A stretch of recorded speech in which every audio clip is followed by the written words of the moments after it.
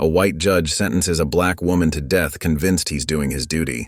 She doesn't beg, doesn't cry. She only stares straight into his eyes and says, "You're being used." Days before her execution, the judge stumbles upon a shocking truth. She's not just any prisoner. She's an undercover FBI agent framed by the very system he swore to uphold. The more he digs, the darker the conspiracy becomes. And now, time is running out. Can he undo his fatal mistake before it's too late? Or will an innocent woman die because of his blind trust in the law? Before we get into the story, comment below where in the world you are watching from today. And if you like this story, don't forget to subscribe. The grand mahogany doors of courtroom 7A loomed over everyone like silent guardians of justice. Judge Mason Caldwell stood behind his bench, his black robes settling around him like a protective shield. The afternoon sun filtered through the tall windows, casting long shadows across the ornate floor of one of the oldest courtrooms in the state. His gaze fell on the defendant, Samira Hayes. She sat straight-backed in her orange jumpsuit, hands folded neatly in her lap, despite the cold metal handcuffs binding her wrists. Her expression remained composed, almost eerily calm for someone facing such serious charges. The stark fluorescent lights cast harsh shadows across her face, but her eyes never wavered. The jury foreman rose, a middle-aged man in a navy suit who clutched the verdict paper like it might try to escape. The rustling of fabric and squeaking of chairs filled the courtroom as everyone stood. "Has the jury reached a unanimous verdict?" Caldwell asked, his voice carrying the weight of 20 years on the bench. "We have, Your Honor." The foreman's voice quavered slightly. "What say you?" "In the matter of the state versus Samira Hayes, on the charge of conspiracy to commit acts of domestic terrorism, we find the defendant." The foreman paused, clearing his throat. "Guilty." A collective gasp rippled through the gallery. Caldwell observed Hayes carefully, looking for any crack in her composure. There was none. She remained as still as a statue, her dark eyes fixed straight ahead. "On the charge of attempted mass murder, we find the defendant guilty." Caldwell's hand tightened on his gavel. The evidence had been overwhelming. Detailed plans for an attack on a government building, weapons stockpiled in a warehouse, encrypted communications with known members of the True Sons of Liberty militia. Everything pointed to Hayes as the mastermind. "Members of the jury, thank you for your service. You are dismissed." The words felt heavy in his mouth, like stones dropping into still water. Now came the hardest part: the sentencing. The prosecution had pushed for the death penalty, citing the severity of the planned attack and the potential loss of life that had only been prevented by careful FBI work. "Ms. Hayes," Caldwell began, his voice firm and measured, "please rise." She stood smoothly, her chains clinking softly. Her attorney, a young public defender who looked like he hadn't slept in days, rose beside her. "The crimes you have been convicted of represent the gravest threat to our society, the deliberate plotting of mass murder and terror. The evidence presented shows a calculated, methodical plan that, if executed, would have resulted in unprecedented casualties." Hayes didn't flinch. Her gaze locked onto his, unwavering. "This court has a duty to protect society from those who would destroy it.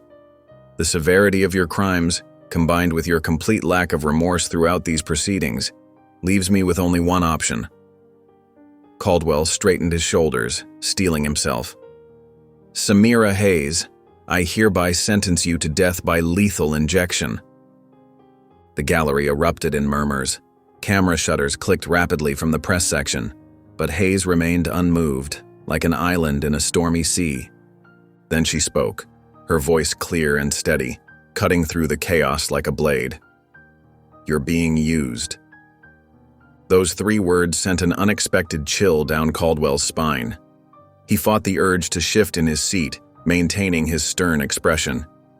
"Ms. Hayes, this is not the time for—" "You think you're serving justice," she continued, as if he hadn't spoken, "but you're just another tool in their machine." "That's enough," Caldwell snapped, raising his gavel. Deputies removed the defendant. As the officers moved to lead her away, Hayes kept her eyes fixed on him, her expression not of hatred or fear, but something closer to pity. It unsettled him more than any show of emotion would have. Hours later, Caldwell sat in his study, a glass of bourbon untouched beside him.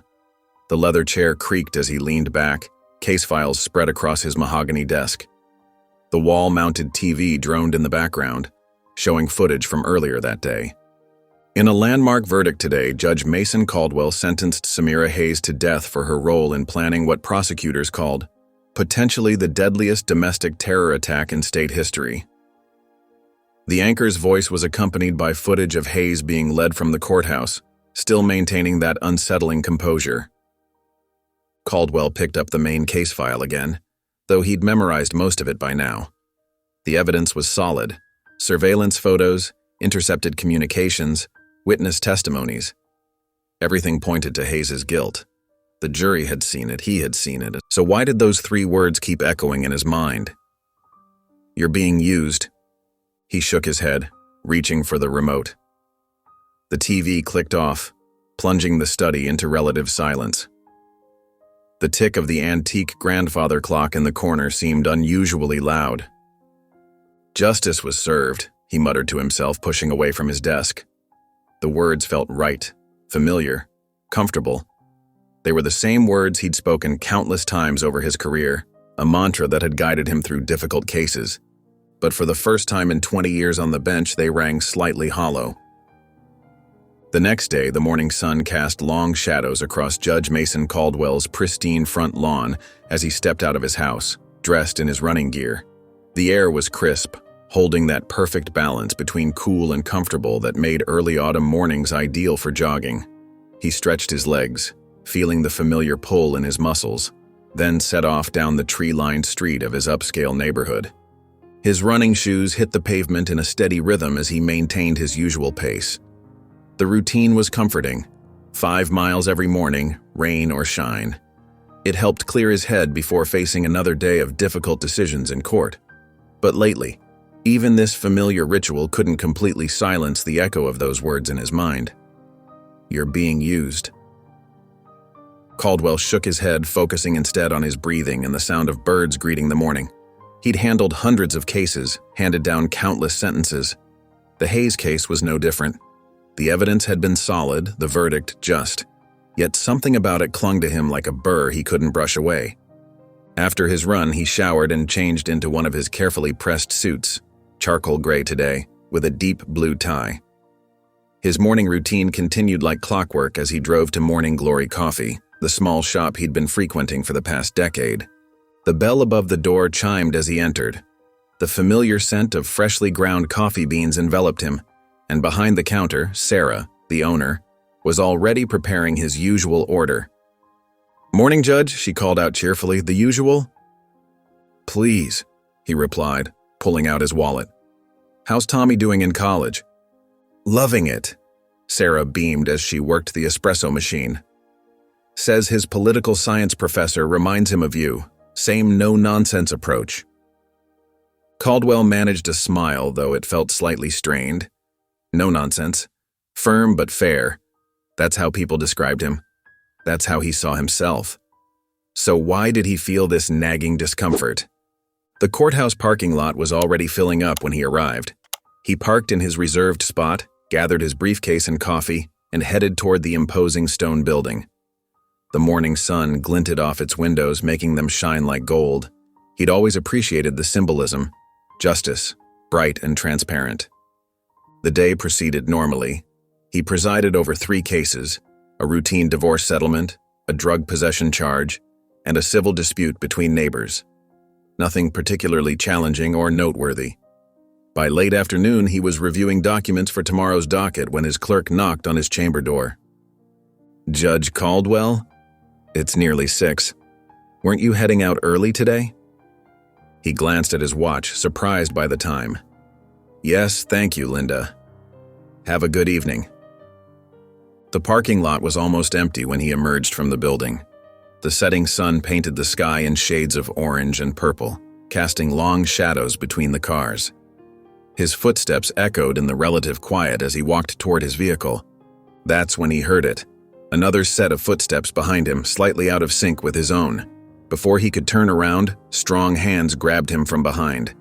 His briefcase clattered to the ground as he tried to struggle, but his attackers were too strong, too practiced in their movements. A rough black bag was yanked over his head, plunging him into darkness. He tried to shout, but a hand clamped over his mouth through the fabric. The world tilted as they lifted him off his feet. "Help!" he attempted to yell, but the sound was muffled and weak. His heart hammered against his ribs as they carried him, his legs kicking uselessly in the air. The sound of a sliding door, the metallic thunk of it closing, the vibration of an engine starting. They were in a van, he realized with growing terror. His attackers pushed him down onto what felt like the vehicle's floor, holding him in place as they accelerated out of the parking lot. Caldwell's mind raced. Was this revenge from someone he'd sentenced? A kidnapping for ransom? His thoughts kept circling back to the Hayes case, but he couldn't make sense of any of it through his panic. The drive seemed to last forever, though it was probably no more than 30 minutes. Every turn, every stop and acceleration was a new torment as he tried to keep track of their route. But it was impossible. They seemed to be taking random turns, doubling back on themselves. Finally, the van stopped. Rough hands grabbed him again, half dragging him out of the vehicle. He could feel concrete under his feet, hear their footsteps echoing in what must have been an enclosed space. They led him down what felt like stairs, the temperature dropping noticeably. They forced him into a chair. The zip ties they used to secure his wrists bit into his skin. Only then did they remove the bag from his head. Caldwell blinked in the dim light, his eyes struggling to adjust. He was in what appeared to be a basement, concrete walls, exposed pipes running along the ceiling, a single bulb casting harsh shadows. The air smelled musty and damp. He was alone for several minutes, long enough for his racing heart to slow somewhat and for his eyes to fully adjust to the poor lighting. Then a door opened somewhere behind him, and footsteps approached, measured, unhurried steps that spoke of complete confidence. A man in a dark suit walked into his field of vision. He was tall, well-built, with close-cropped gray hair and the kind of face that seemed designed to be forgettable. He could have been anywhere from 40 to 60 years old. "We're the FBI," the man said simply, his voice as neutral as his expression. Caldwell stared at him, confusion warring with fear. "What?" "No, that's impossible. I'm a federal judge. You can't just—" "Judge Mason Caldwell," the man cut him off. "You've made a terrible mistake." The words hit Caldwell like a physical blow. He remembered Samira Hayes' eyes, remembered her words in the courtroom. The certainty he'd felt then seemed to crumble, leaving something dark and cold in its place. "What mistake?" he managed to ask, his voice barely above a whisper. The FBI agent reached into a black briefcase and pulled out a battered laptop. Its silver case was scratched and dented, bearing the scars of what looked like deliberate damage. He placed it on a small metal table in front of Caldwell, the scraping sound echoing in the basement's confined space. "What you're about to see was recovered from a damaged hard drive," the agent explained, his fingers moving across the keyboard. "Our tech team spent weeks piecing this together." Caldwell's eyes remained fixed on the screen as it flickered to life. The timestamp in the corner showed a date from 18 months ago. The footage was grainy but clear enough. It showed the interior of what appeared to be a federal building. The camera angle suggested it was from a security feed. His breath caught in his throat as Samira Hayes walked into frame. But she looked different here. Professional, confident, wearing a crisp suit instead of prison orange. She sat at a conference table surrounded by men and women in similar attire, all of them bearing the unmistakable bearing of federal agents. "Audio's damaged," the agent said, "but watch their interaction." Caldwell leaned forward, straining to make sense of what he was seeing. Samira was speaking animatedly, pointing to documents spread across the table. The others were nodding, taking notes. This wasn't the behavior of a terrorist, this was a briefing. "She's one of us," the agent confirmed, his voice hard. "Special Agent Samira Hayes, FBI Counterterrorism Division. 6 years of exemplary service, specialized in deep cover operations." The video jumped to another date 3 months later. Same conference room, but this time Samira looked different, tired, tense. She was showing photos on a projector screen. The camera caught glimpses of men in tactical gear, weapons, what looked like architectural plans. The True Sons of Liberty, the agent explained. A white supremacist militia we'd been tracking for years. Agent Hayes spent 14 months undercover, infiltrating their organization. She was close, so close to exposing their entire network. Caldwell's mouth had gone dry. But the bombing was their operation, the agent cut in. But they needed a scapegoat, and what better way to cover their tracks than to frame the black federal agent who'd gotten too close to the truth. The agent pulled out a thick file folder and began laying out photographs. They showed familiar faces: Police Chief Richardson, District Attorney Parker, several high-ranking officers from the department. Next to each photo, he placed documents, bank statements, phone records, encrypted messages. They're all compromised, the agent continued. The True Sons have been building their network for decades, placing sympathizers in key positions throughout law enforcement and the justice system. When Agent Hayes got close to exposing them, they activated their assets. Caldwell stared at the evidence before him, his world tilting on its axis. The case had seemed so straightforward. The surveillance footage of Samira at the bombing site, the financial transactions linking her to known extremists, the witness testimonies. But now? The evidence against her, he started. Fabricated, the agent replied. The footage was doctored. We have the original files showing she wasn't there. The financial records were forged. The witnesses were coached. And you? The agent's eyes bore into Caldwell. They chose you carefully, Judge. They studied your record, particularly your sentencing patterns with black defendants. 23% longer sentences compared to white defendants for similar crimes. 85% more likely to deny appeals. They knew you wouldn't look too closely at the evidence against a black woman accused of terrorism. The words hit Caldwell like physical blows. He wanted to deny them, to defend himself, but the statistics were familiar. He'd seen similar analyses before and dismissed them as biased methodology. But now, this is impossible, he whispered, but his voice lacked conviction. The system has safeguards. The system, the agent interrupted, is only as good as the people within it, and too many of those people are either corrupt or willing to look the other way. More documents appeared on the table: internal memos, surveillance reports, transcripts of intercepted communications.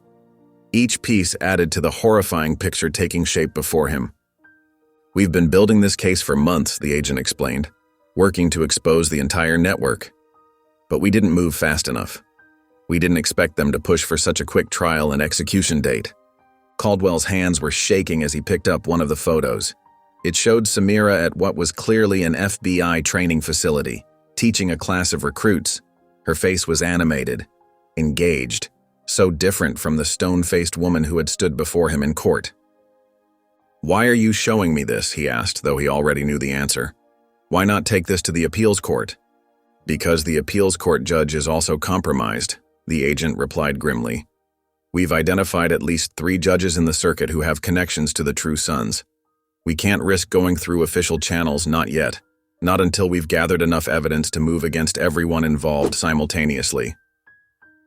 The agent leaned forward, his face inches from Caldwell's. "You have 6 days until the execution, Judge. 6 days to right this wrong. Because if Samira Hayes dies, it won't just be a miscarriage of justice.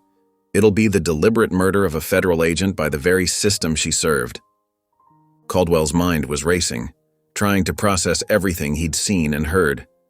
The implications were staggering, not just for this case, but for every case he'd presided over. How many other times had he been manipulated? How many other injustices had he rubber-stamped with his authority? "If this is true," he said, his voice hoarse, "prove it to me." The agent's expression didn't change, but something flickered in his eyes. Approval, perhaps, or relief. "That's why you're here, Judge. We're going to show you everything. Every piece of evidence, every connection, every manipulation. By the time we're done, you'll understand exactly how they used you and what you need to do to make it right." The next morning, Caldwell found himself back in his familiar world, but everything felt subtly wrong. like a painting where all the colors had shifted slightly. The FBI had dropped him off near his car in the courthouse parking lot, leaving him with a burner phone and a warning to tell no one about their meeting. Walking into his courtroom, he noticed details he'd overlooked for years. The way the bailiffs positioned themselves closer to black defendants. How public defenders representing minorities seemed more rushed, less prepared. The subtle expressions of resignation on the faces of black families in the gallery. During a brief recess, he stepped into the small diner across from the courthouse, Joe's place, where he'd eaten lunch hundreds of times before. As he settled into his usual booth, movement caught his eye. A black man in a business suit stood near the counter, his patience clearly wearing thin. Caldwell watched as the servers bustled past him, taking orders from white customers who had arrived after him. "Excuse me," the man said politely, raising his hand. "I've been waiting for 20 minutes." The server glanced at him, nodded vaguely, and continued chatting with a white couple who had just walked in. The man's shoulders slumped slightly, but he remained standing there, his dignity intact despite the humiliation. Caldwell felt his stomach turn. How many times had he sat in this very booth, nose buried in legal briefs, while similar scenes played out around him? He'd never noticed because he'd never looked. Back in court that afternoon, 2 juvenile cases came before him. The first defendant was Tommy Richardson, a white 16-year-old caught shoplifting video games from an electronics store. The boy's parents sat in the gallery, father in a business suit, mother dabbing at her eyes with a tissue. The public defender presented character references from teachers and coaches, spoke about Tommy's good grades and plans for college. "Your Honor," the lawyer said, "this was a foolish mistake by an otherwise promising young man. We're requesting community service to help him learn from this error without derailing his future." Caldwell found himself nodding along, following the familiar script. 60 hours of community service, he declared. "And if you maintain good behavior and complete the service, this can be expunged from your record when you turn 18. The relief on the family's faces was palpable. They hurried out of the courtroom, probably already putting this unfortunate incident behind them. The next case made Caldwell's chest tighten. Marcus Johnson, 15, charged with shoplifting food from a convenience store. No parents in the gallery, just an older sister who had taken time off work to be there. The public defender seemed harried, shuffling through disorganized papers. "Your Honor, given the defendant's prior record—" "What prior record?" Caldwell interrupted, scanning the file. "It says here he was questioned once about a school fight but never charged." The prosecutor jumped in smoothly.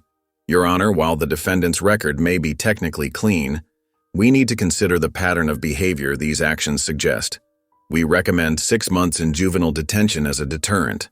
The words nearly left Caldwell's mouth automatically. The same words he'd spoken countless times before, but now he heard them differently. He saw Marcus's sister gripping the gallery railing so hard her knuckles turned white. He saw the resignation in Marcus's eyes, the look of someone who already knew the system was rigged against him. 6 months, Caldwell heard himself say, and immediately hated himself for it. The words felt like ash in his mouth. That evening, at Morton's Steakhouse, Caldwell sat with his usual dinner companions, District Attorney Parker, Police Chief Richardson, and 2 other judges from the circuit. The conversation flowed as it always had, but now he heard the subtle undertones, the casual racism wrapped in professional language. "The Hayes case," Caldwell said carefully, watching their reactions. "I've been thinking about it." DA Parker laughed around a mouthful of prime rib. "Don't tell me you're getting soft, Mason." That one was open and shut. Just another terrorist who thought she could outsmart the system. "The evidence seemed very neat," Caldwell pressed. "That's because we did our jobs right," Chief Richardson said, his tone carrying a warning edge. "Sometimes these people make it easy for us. They think they're smarter than they are." "These people?" Caldwell echoed. The table fell silent for a moment. Judge Williams cleared his throat. "Come now, Mason. You're not going native on us, are you? Next thing you'll be telling us is you believe all that systemic racism nonsense." They laughed, all except Caldwell. He watched them, these men he'd considered friends and colleagues for decades, and saw them clearly for the first time. They didn't care about justice. They didn't care about truth. And they certainly didn't care whether Samira Hayes was innocent or guilty. Later that night, in his home office, Caldwell spread Samira's case file across his desk. He'd reviewed these documents dozens of times during the trial, but now he looked at them with new eyes. The surveillance footage that seemed too perfect, the financial records that created an impossibly clear paper trail, the witness testimonies that aligned just a little too neatly. His hand shook as he picked up a photograph of Samira taken during her arrest. She stared directly into the camera, her expression not one of guilt or fear, but of fierce determination. "You're being used," she had told him in the courtroom. The words echoed in his mind, taking on new meaning. What if she was telling the truth? What if he had sentenced an innocent woman, an FBI agent, to death? The thought made him physically ill. All those years of pride and his unwavering commitment to justice, had he really just been a tool for something far more sinister? His eyes fell on the burner phone the FBI had given him. He picked it up, his finger hovering over the keypad. If he made this call, there would be no going back. His comfortable life, his respected position, his relationships with colleagues, all of it would be at risk. But the alternative was unthinkable. He couldn't let an innocent woman die just to protect a corrupt system. He couldn't continue being part of that system. With a deep breath, Caldwell picked up the phone. He needed to know the truth, no matter where it led. He needed to investigate this himself. The morning sun cast long shadows across the courthouse steps as Judge Mason Caldwell climbed them, his leather briefcase feeling heavier than usual. Dark circles rimmed his eyes, evidence of a sleepless night spent poring over case files, his mind racing with disturbing possibilities. The courthouse halls were still quiet. Most staff wouldn't arrive for another hour. His footsteps echoed against the marble floors as he made his way to his chambers. The familiar surroundings felt different now, almost hostile. Every portrait of past judges staring down from the walls seemed to judge him, their stern faces a reminder of the system he was beginning to question. His clerk, Sarah, was already at her desk when he arrived. She looked up with her usual cheerful smile, a stack of papers in hand. "Good morning, Your Honor. Here's today's docket." She paused, noticing his haggard appearance. "Are you feeling all right, sir?" "Fine, Sarah, thank you." He took the papers without really looking at them. His desk was still covered with Samira's case files from the night before. He hadn't even bothered to clean up before leaving home at dawn. Closing his office door, Caldwell sank into his chair and pulled out the notes he'd made overnight. His normally precise handwriting had grown increasingly erratic as the hours had passed, matching his growing agitation as he discovered more and more inconsistencies. He spread out the prosecution's evidence photos across his desk, the surveillance footage stills showing Samira allegedly purchasing bomb-making materials, the financial records tracking suspicious wire transfers, the witness statements placing her at key locations. It had all seemed so convincing during the trial, but now, comparing them with the FBI footage he'd been shown, the discrepancies were glaring. He pulled out his reading glasses and leaned closer to one particular surveillance photo. The timestamp showed 3:47 p.m., but the shadows in the image suggested early morning. He'd seen enough doctored evidence in his career to recognize the signs of manipulation. The forensics report was even more troubling. There was no physical evidence linking Samira to the bomb components, no fingerprints, no DNA, no trace evidence. The prosecution had built their entire case on circumstantial evidence and witness testimony. How had he not questioned this during the trial? His hands shook slightly as he reached for his phone. He'd gotten Maya Ellis's private number from his contacts. She'd left it with the court for emergency appeals. He hesitated for a moment before dialing. It was barely 7:30 a.m. She answered on the second ring, her voice sharp and professional. "Maya Ellis speaking." "Ms. Ellis, this is Judge Caldwell. I need to meet with you privately regarding the Hayes case." There was a long pause. "The same Hayes case where you sentenced my client to death?" Her tone was ice cold. "Yes, please, it's important." Another pause. "Fine. Murphy's coffee shop on 5th Street, 1 hour." Murphy's was a small, worn-down establishment far from the courthouse district, the kind of place lawyers and judges rarely frequented. Caldwell arrived early, choosing a booth in the back corner where they wouldn't be easily overheard. The coffee was terrible, but that wasn't why he'd come. Maya Ellis arrived exactly on time, dressed in a crisp charcoal suit that contrasted sharply with the dingy surroundings. She slid into the booth across from him, her expression guarded. Up close, he could see the exhaustion in her eyes, the strain of fighting a losing battle for her client's life. "You have 15 minutes, she said, declining the waitress's offer of coffee. "Why am I here?" Caldwell leaned forward, keeping his voice low. "The evidence against Ms. Hayes, I've been reviewing it. There are inconsistencies, things that don't add up." "Now you notice?" Maya's laugh was bitter. "I tried to point out those inconsistencies during the trial. You shut me down every time. What's changed?" He struggled with how much to reveal. The FBI had warned him to keep their meeting secret, but he needed Maya's trust. "I've received information about Ms. Hayes' true identity, about her work with the FBI." Maya's expression didn't change, but her fingers tightened almost imperceptibly on her purse. "You're saying this now? After you sentenced her to die?" "I was wrong," Caldwell said, the words feeling foreign in his mouth. He'd rarely admitted to being wrong about anything in his career. "I should have questioned the evidence more carefully. I should have listened to your arguments more openly. I was..." He paused, forcing himself to say it. "Biased. And that bias nearly cost an innocent woman her life." Maya studied him for a long moment, her dark eyes searching his face. Finally, she reached into her briefcase and pulled out a sealed manila envelope. "This was supposed to be part of our defense. The prosecutor got it excluded on a technicality. You upheld his objection without even reviewing the contents."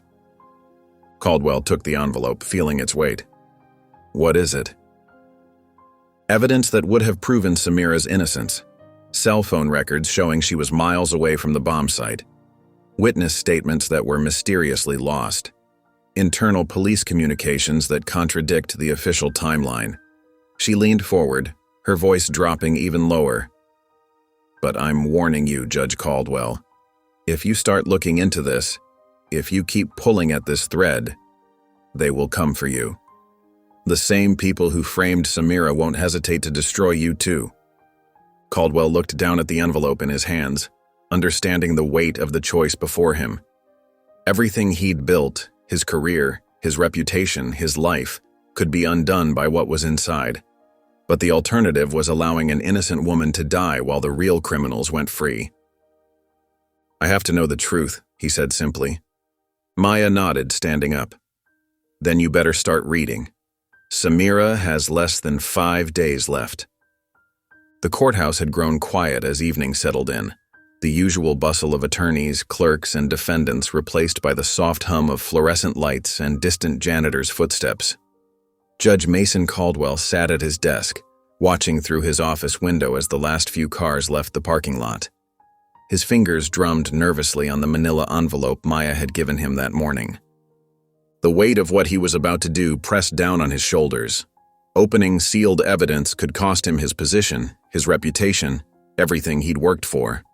But the image of Samira's face as he'd sentenced her to death haunted him. He couldn't wait any longer. With trembling hands, he broke the seal and emptied the contents onto his desk. Several documents spilled out, along with a USB drive and photographs. His eyes were immediately drawn to a thick report marked Medical Examiner's Official Autopsy Report, Bombing Victims. This hadn't been part of the trial evidence. Caldwell adjusted his reading glasses and began scanning the document. Most of it contained standard medical terminology, but one section made him sit up straighter. The toxicology report showed traces of RDX and HMX in the victim's tissue samples, military-grade explosive compounds. His heart began to race as he read the medical examiner's notes. Chemical signature consistent with C4 plastic explosives, military law enforcement grade, not commercially available. "Dear God," he whispered, running a hand through his gray hair. The implications were staggering. The prosecution had built their case on the claim that Samira had constructed a crude homemade bomb using materials available to civilians. But this report proved that was impossible.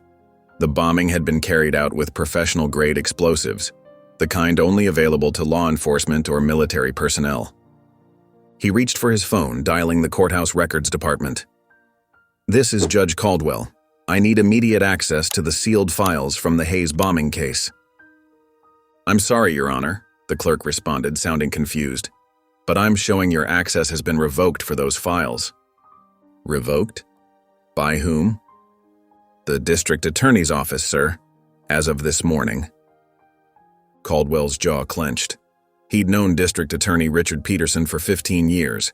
They'd played golf together, attended the same social functions. He dialed Peterson's private number. "Rich, we need to talk about the Hayes case." "Mason," Peterson's usually friendly voice was cold. "I'm afraid I can't discuss that case with you any further. It's been adjudicated." "The hell it has. I've just seen evidence that was deliberately withheld from—" "I said I can't discuss it. Good evening, Judge." The line went dead. Caldwell stared at his phone in disbelief. In all their years working together, Peterson had never spoken to him that way. Something was very wrong. The drive home felt longer than usual that night. His mind raced with questions about the autopsy report, Peterson's behavior, and the growing certainty that he'd been manipulated into sentencing an innocent woman to death. Lost in thought, he almost missed the black SUV that pulled out behind him as he left the courthouse parking lot. 3 turns later, the SUV was still there, maintaining a steady distance. Caldwell's pulse quickened. He made a sudden right turn onto a side street. The SUV followed. 2 more random turns confirmed his suspicions. He was being tailed. His hands gripped the steering wheel tighter as he approached his neighborhood. The SUV stayed with him the entire way, its headlights burning in his rearview mirror. As he turned onto his street, sweat beading on his forehead, the vehicle finally slowed. It came to a stop at the corner as Caldwell pulled into his driveway. Inside his house, Caldwell went straight to his front window. The SUV remained parked at the end of his street, its engine running, windows tinted too dark to see inside. He drew the curtains closed, his hands shaking slightly as he poured himself a glass of scotch. They were watching him. Whoever they were, they knew he was investigating the case. The sudden ring of his phone made him jump, sloshing scotch onto his sleeve. The screen showed unknown number. He stared at it for several rings before answering. "Hello? Walk away, Mason." The voice was male, calm and measured, with no distinguishing accent. "You're in over your head." The line went dead before he could respond. Caldwell lowered the phone slowly, feeling the weight of unseen eyes upon him. He moved to his window again, peering through a gap in the curtains. The black SUV was still there, a silent warning in the gathering darkness. He looked down at his phone, then at the briefcase containing Maya's envelope and its damning contents. The voice on the phone had been right about one thing. He was in over his head.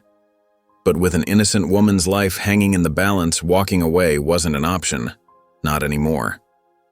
The SUV remained parked at the end of his street, its presence a constant reminder that his investigation had not gone unnoticed.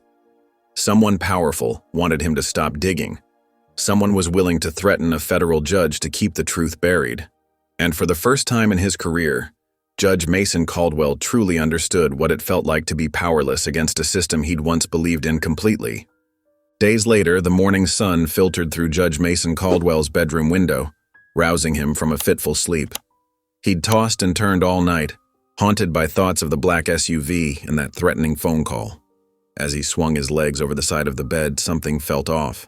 The air in his house felt different, disturbed. He stepped into the hallway and froze. Picture frames hung crooked on the walls. Papers littered the floor. His heart hammering in his chest, he moved through his home, taking in the destruction. The living room had been torn apart. Cushions slashed, drawers emptied, books scattered everywhere. His home office was even worse. The filing cabinet stood open, folders strewn about, his laptop nowhere to be seen. But it was the kitchen that made his blood run cold. There, sitting in the center of his pristine granite counter, was a single brass bullet. The message couldn't have been clearer. Caldwell's hands shook as he picked up his phone to call the police, then stopped. After what he'd learned about Police Chief Harris's involvement in Samira's case, he couldn't trust them. Instead, he dialed Maya Ellis. "They broke in last night," he said when she answered. "They took everything. All the evidence you gave me, my laptop, everything." "Are you okay?" Maya's voice was tense. "They left me a bullet on my kitchen counter." "Jesus." She paused. "This is exactly what I was afraid of. They're serious about keeping this quiet." "I need to talk to Harris," Caldwell said. "His signature is all over the doctored evidence. He has to answer for this." "Mason, that's suicide. I'm not letting them intimidate me." He ended the call before she could argue further. An hour later, Caldwell strode into the police station, his judicial robes flowing behind him. The desk sergeant straightened immediately. "I need to see Chief Harris," Caldwell demanded. "Now, let me see if he's available." "He's available." Caldwell's voice carried the authority of 20 years on the bench. The sergeant swallowed hard and picked up his phone. Minutes later, Caldwell was shown into Harris's office. The police chief sat behind his massive desk, his silver hair perfectly combed, his uniform crisp. He smiled, but it didn't reach his eyes. "Judge Caldwell, what brings you by?" Caldwell closed the door firmly behind him. "Cut the act, Harold. Someone broke into my home last night, stole evidence about Samira Hayes' case, left me a bullet as a warning." Harris's smile didn't waver. "Terrible thing, home invasions. I'll put my best detectives on it." "Your signature is on the altered surveillance footage, on the falsified forensics reports, on every piece of evidence that helped railroad an innocent woman onto death row." Caldwell planted his hands on Harris's desk, leaning forward. "I want answers." The police chief's smile finally faded. He stood slowly, his face hardening. "You think you're the only judge who's ever been given a gentle nudge to look the other way?" His voice was soft, dangerous. "This is bigger than Samira Hayes. This is how the system works." "I'm taking this public," Caldwell threatened. "All of it. The doctored evidence, the military-grade explosives, your department's connection to the true Sons of Liberty." Harris laughed, a cold sound that made Caldwell's spine tingle. "You do that, you won't make it to next week." He stepped around his desk, moving closer. "Go home, Mason. Forget about Samira Hayes. Remember that bullet on your counter and think about how many more where that came from." Caldwell held his ground. "Are you threatening a federal judge?" "I'm trying to save your life." Harris's tone was almost paternal. "The people we work for, they don't take kindly to interference. Walk away while you still can." That evening, Caldwell met Maya at a small diner on the outskirts of town. They sat in a corner booth, speaking in hushed tones. "Harris all but admitted to everything," Caldwell said, stirring his untouched coffee. "But he made it clear what would happen if I went public." Maya leaned forward. "He's right. Going public without concrete proof will only get us both killed. They'll discredit you, paint you as unstable, and then—" She drew a finger across her throat. "So what do we do? Just let them execute an innocent woman?" "No." Maya's eyes blazed with determination. "But we have to be smart about this.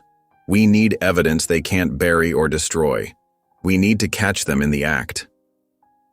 Caldwell sat back, his mind racing. Everything he believed in, the law, justice, the system itself, had been turned upside down. He'd spent his career working within the rules, trusting in the process. But now he saw the truth. The rules were made by the corrupt to protect the corrupt. He thought about Samira sitting on death row for a crime she didn't commit.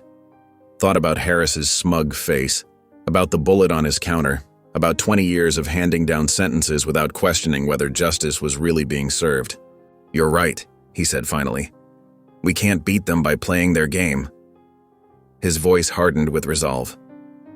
"If the system is rigged, then we'll break the system to save Samira." Maya studied him carefully. "Are you sure? Once we cross that line, there's no going back. Your career, your reputation, everything you've built, it'll all be at risk." Caldwell met her gaze steadily. For the first time since this began, he felt absolutely certain about what he had to do. Some things are worth more than a career. Hours later, The fluorescent lights of the courthouse hummed softly in the empty hallway as Caldwell made his way toward the records room. His footsteps echoed against the marble floor, each sound making him wince. It was well past midnight and the building stood eerily quiet. He pulled out a crumpled piece of paper from his pocket, an old security clearance code he'd borrowed from a retired judge's file. His hands trembled slightly as he approached the keypad next to the records room door. The falsified court order he'd created sat heavy in his briefcase, a physical reminder of how far he'd strayed from the law he'd sworn to uphold. Caldwell punched in the code, holding his breath. The light flashed green, and the lock clicked open. He slipped inside quickly, closing the door behind him with a soft click. The records room was massive, with rows upon rows of filing cabinets stretching into the shadows. The air smelled of old paper and dust. Caldwell pulled out his phone, using its flashlight to navigate through the maze of cabinets. Section T, he muttered to himself, running his fingers along the labels. Task Force reports. His heart nearly stopped when he found the right drawer. Inside, organized chronologically, were classified documents about various law enforcement task forces.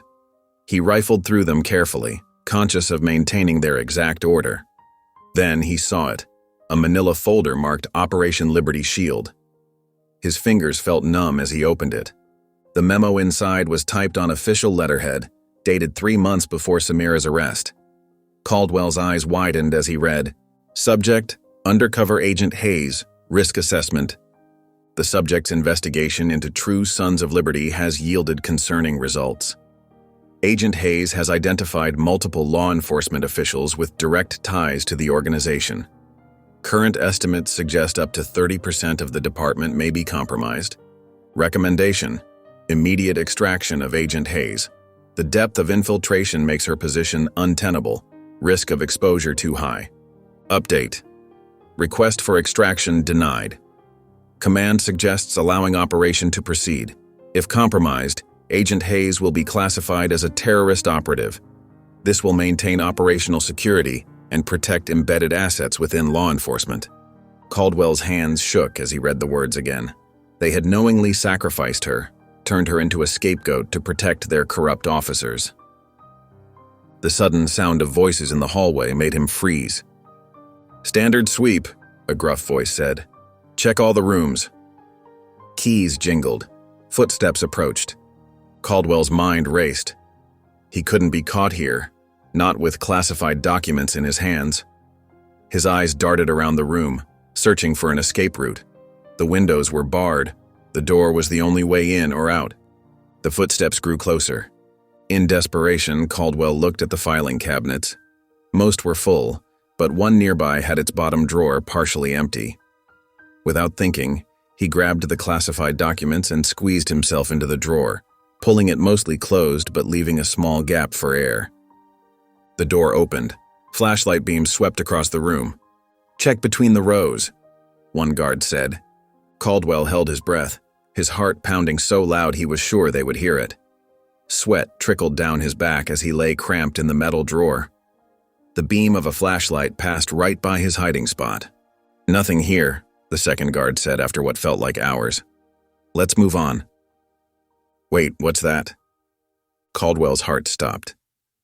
Just some papers on the floor, probably fell out when someone was filing. Pick 'em up, you know how the clerk gets about mess. Footsteps moved around the room. Papers rustled. Finally, the door closed, and the sound of keys and footsteps faded away. Caldwell waited another 5 minutes before slowly pushing the drawer open. His joints protested as he unfolded himself from the cramped space. The classified documents were crumpled from being clutched against his chest, but intact. He moved quickly now, replacing the other files exactly as he'd found them. At the door, he pressed his ear against the wood, listening carefully. Hearing nothing, he slipped out into the hallway and made his way to the emergency exit. The cool night air hit his face as he emerged into the parking lot. His car was parked 2 blocks away, another precaution. He walked quickly but casually, fighting the urge to run. 20 minutes later, he pulled into the parking lot of an abandoned warehouse on the outskirts of town. Maya's car was already there, hidden behind the building. He found her waiting inside, pacing nervously. "You're late," she said. then noticed his disheveled appearance. What happened? Had to hide in a filing cabinet, he said, straightening his wrinkled suit. Security sweep. Maya's eyes widened. Did they? No, they didn't see me. He pulled out the classified documents, now wrinkled but readable. But look what I found. They spread the papers on an old work table, Maya's flashlight illuminating the damning words. She read quickly, her expression growing darker with each page. This proves it, she said, her voice tight with anger. They knew she was FBI. They deliberately set her up to protect their racist friends in the department. She looked up at Caldwell, and for the first time since they'd met, he saw something close to respect in her eyes. We just proved the entire system is corrupt. Caldwell straightened, his jaw set with determination. Then we burn it to the ground. The harsh morning light filtered through thin motel curtains, casting a sickly yellow glow across the worn carpet. Caldwell groaned as he rolled over on the lumpy mattress, his back stiff. After what he'd done at the DA's office, going home wasn't an option. His phone buzzed again, the 10th call since dawn. The screen showed another unknown number, with 9 missed calls below it. No voicemails or texts needed. The meaning was clear. They knew. Caldwell sat up, rubbing his face. Yesterday's expensive suit was hopelessly wrinkled, his tie crumpled on the floor. The room reeked of stale cigarettes and cheap air freshener. Scrolling through the missed calls, he knew each represented someone wanting to stop him, someone part of the corrupt system he'd blindly served for years. His stomach turned. A sharp knock made him jump. "It's Maya," a familiar voice called. He exhaled and opened the door. Maya Ellis stood there, exhausted, with 2 coffees and a newspaper. "You look terrible," she said, handing him coffee. "Thanks," he replied, taking a sip of the surprisingly good brew. "Any news?" Maya spread the newspaper on the table. "Nothing about the break-in yet, but I've arranged a meeting with someone who can help us publish this information." "Who?" "David Langston, an investigative journalist who's exposed dirty cops before, lost jobs over it but keeps fighting. Can we trust him?" "More than anyone else right now. Meeting's in an hour. Downtown garage, 3rd floor." They drove in tense silence, Caldwell constantly checking for pursuers while Maya guarded the classified documents. At the nearly empty garage, they met Langston, a weathered man with sharp, observant eyes and a worn leather jacket. After introductions, Maya handed over the documents. Langston read quickly, his expression growing grave. "This is dynamite," he said. "This proves systematic corruption throughout law enforcement." "That's why we came to you," Maya said. "The public needs to see this." Langston carefully stored the papers. "I'll verify some things, but I can publish—" An explosion cut him off, the floor shuddering violently. Through the garage's open sides, they saw flames erupting from Caldwell's car. "Get down!" Langston shouted, pulling them behind a pillar as debris fell. Car alarms blared and smoke billowed upward. Sirens wailed in the distance. "They're not trying to scare you anymore," Langston said. "They want you dead." They fled to Langston's car and escaped to an abandoned warehouse on the city's outskirts. Standing by a grimy window, Caldwell felt the weight of his phone. Everything he'd built his life around had collapsed in days. He was now a fugitive hiding from those he'd once trusted. He drafted a resignation email to the Judicial Council, his finger hovering over send. Everything he'd achieved would vanish with one tap. But thinking of innocent Samira Hayes awaiting execution, he pressed send. For the first time in his adult life, he was no longer Judge Mason Caldwell, just a man fighting for justice, marked for death by the system he'd served. His phone buzzed again, another unknown number. This time, Caldwell turned it off completely. The sun was setting on another day of running. Caldwell sat on the edge of a worn mattress in what felt like the 100th different room he'd slept in this week. This particular safe house was a small apartment above a closed-down bookstore, its windows covered with thick curtains that barely let in any light. He stared at his reflection in a cracked mirror on the wall.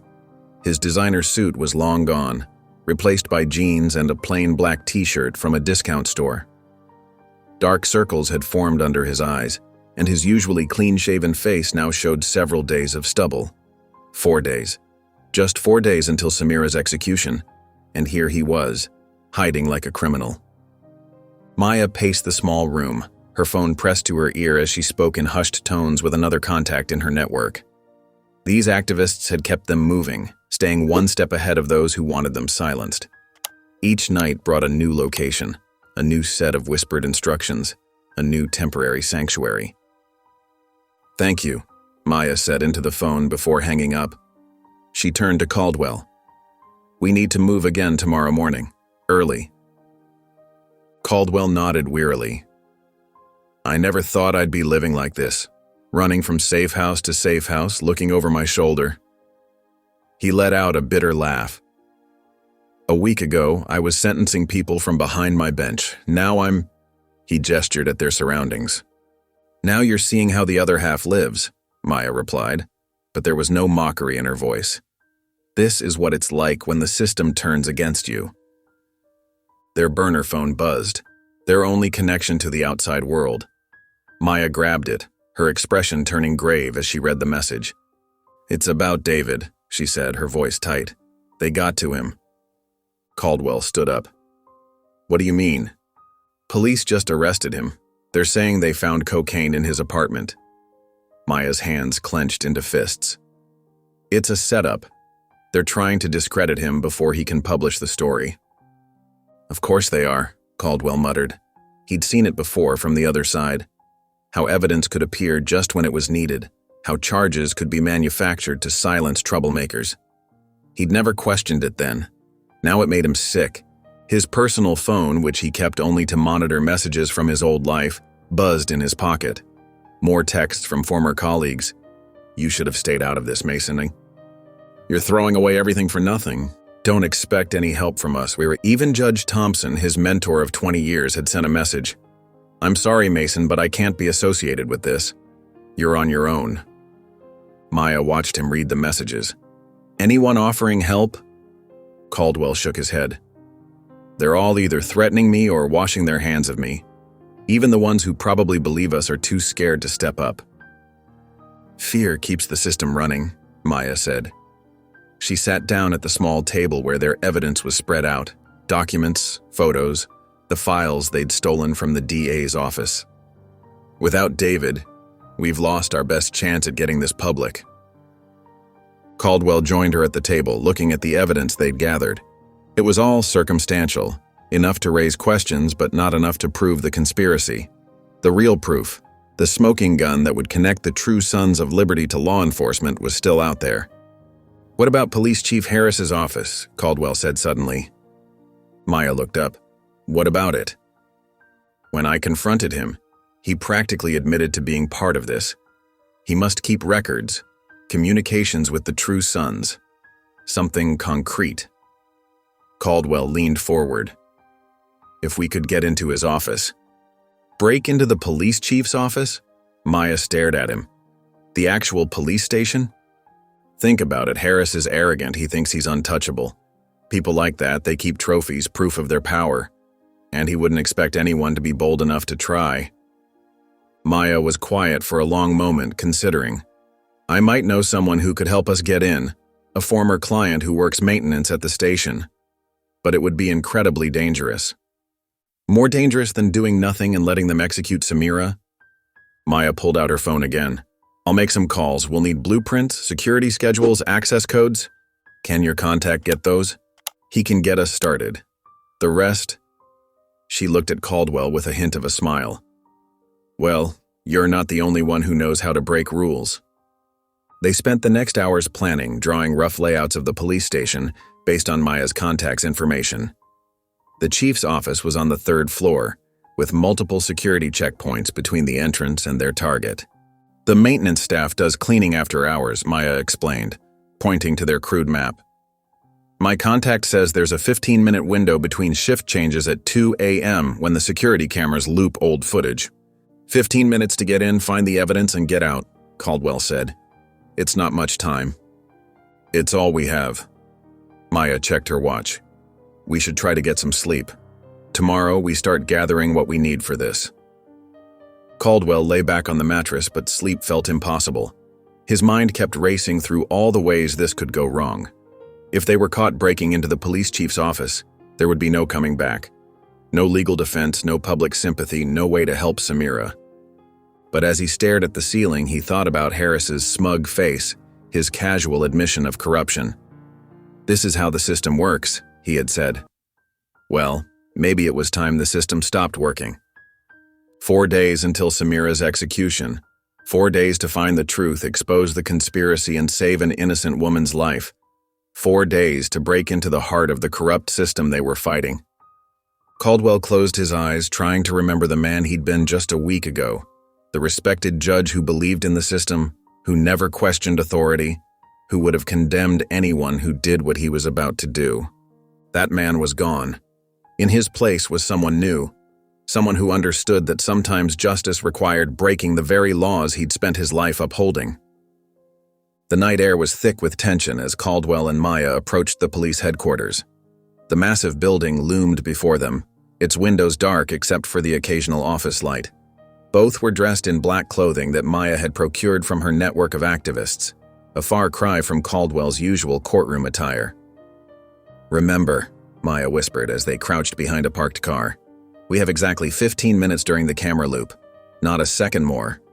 Caldwell nodded, his heart pounding so hard he could feel it in his throat. The stolen keycard felt heavy in his pocket, a gift from an anonymous supporter within the department who believed in their cause but was too afraid to come forward openly. They waited until the maintenance worker Maya had contacted gave them the signal. 3 quick flashes of his flashlight from inside the building. It was time. Moving swiftly but quietly, they crossed the parking lot to the side entrance. Caldwell's hands trembled slightly as he swiped the keycard. The little light turned green and the door clicked open. The interior of the police station felt different at night, eerier, with shadows stretching across empty corridors and the hum of fluorescent lights creating an unsettling backdrop. Their footsteps, despite their best efforts to move silently, seemed to echo off the walls. "This way," Maya mouthed, pointing toward the stairwell. They couldn't risk the elevator, too visible, too noisy. They climbed 3 flights of stairs, pausing at each landing to listen for any movement. The 3rd floor was darker than the others, with only emergency lights casting a dim glow. Chief Harris's office was at the end of the hallway, a corner office with his name emblazoned on frosted glass. Maya pulled out a small electronic device she'd borrowed from her tech-savvy contacts.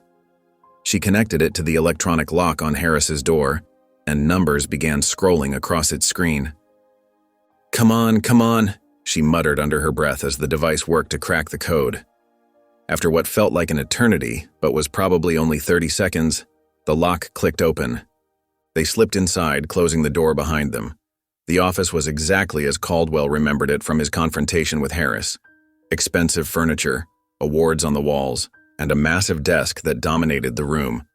Maya immediately went to work on Harris's computer, while Caldwell began searching through the desk drawers. His fingers moved quickly through files and folders, looking for anything that might help them prove the conspiracy. 7 minutes left, Maya whispered as she typed, her fingers flying across the keyboard.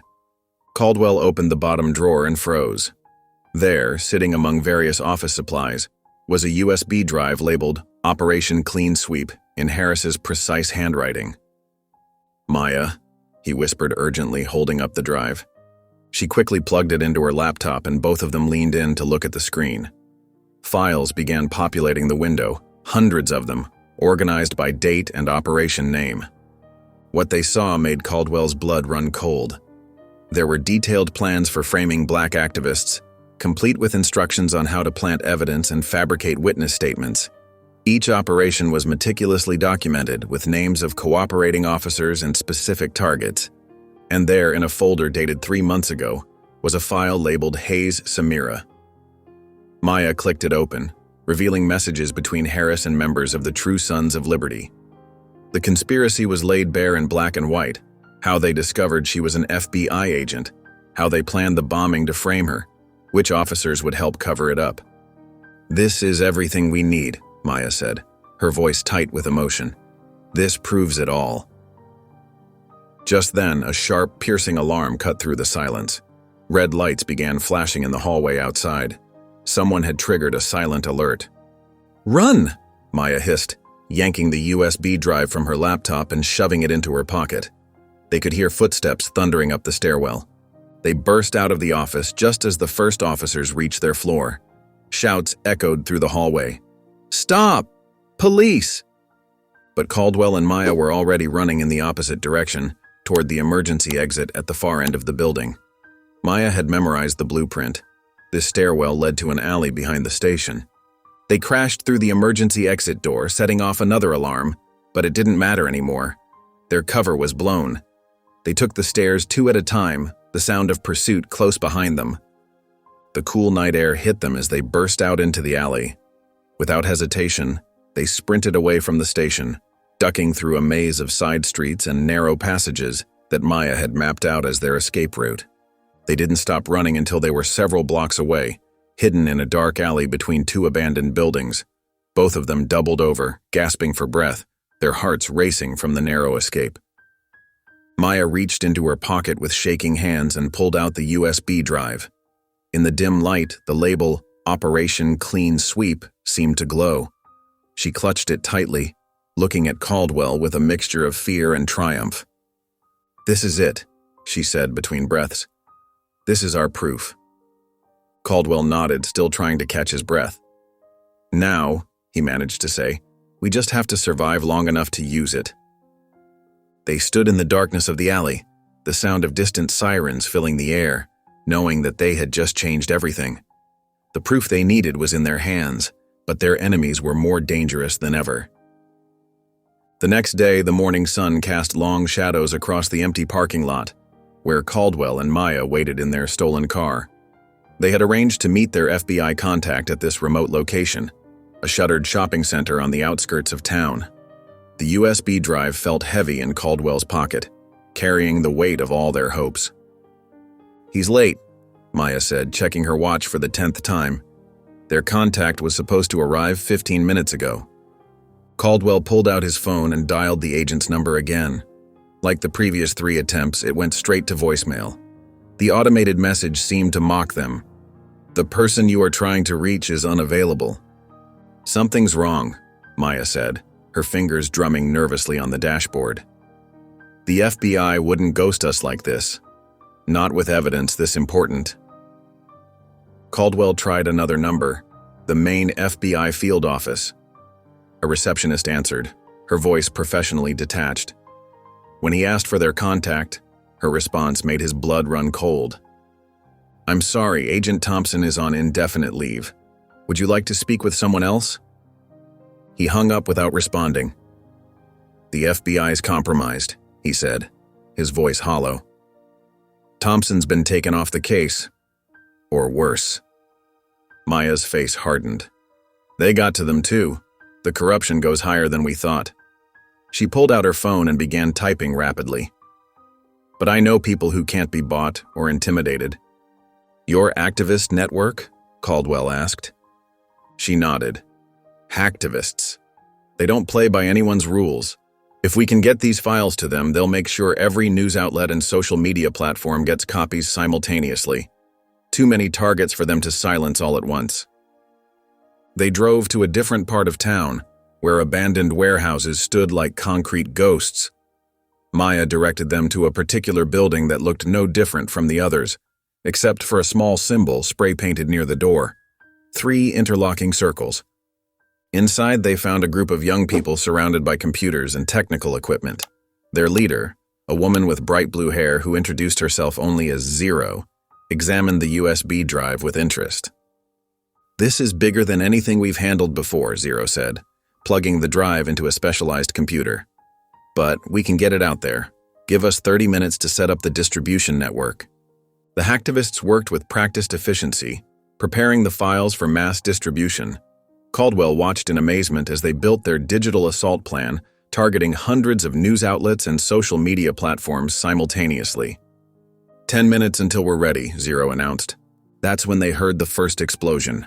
The metal door at the front of the warehouse burst inward, and black-clad figures poured through the smoke, their weapons raised. "Get down!" Maya screamed, pulling Caldwell behind a desk as gunfire erupted across the room.